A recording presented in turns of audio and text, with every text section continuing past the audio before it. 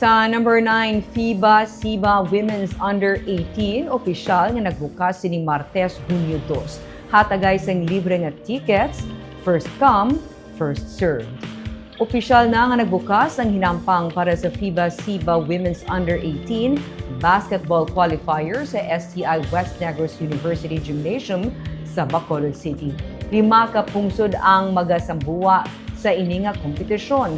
Lakip diri ang Pilipinas, Thailand, Vietnam, Singapore, kag Indonesia. Sumugod sini nga hapon Hunyo 2 tubtob sa Hunyo 6, temporaryo man nga sirad-an sang BTTMD ang Agustino Drive sa likod ng STI WNU kadalas 3 sang hapon tubtob las 11 sang gabi. Samtang ginsiling naman ni Bacolod City Mayor Greg Gasataya nga libre lamang ang tickets sa tanan nga hampang apang first come, first served basis lamang ini. Nagpahamtang sang isa ka booth ng City Mayor's Office sa gwa sang venue para sa paghatag sang amo nga tickets.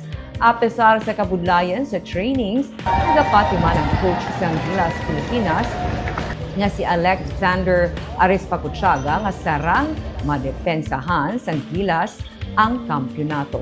Isa sa mga pinakabata sa team ang bugal sa Silay City nga si Zia Onyate.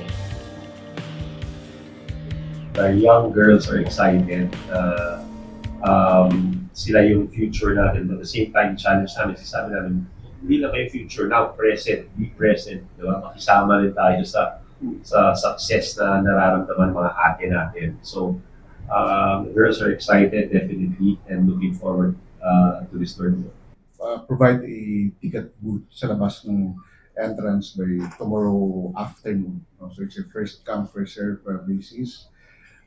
Then isang tao, isang ticket. Para at least maraming avail. So wala na sila kailangan dalhin except yung sarili nila dun sa venue. Siguro ba yung 1 o'clock ready na yung ticket booth sa labas ng STI.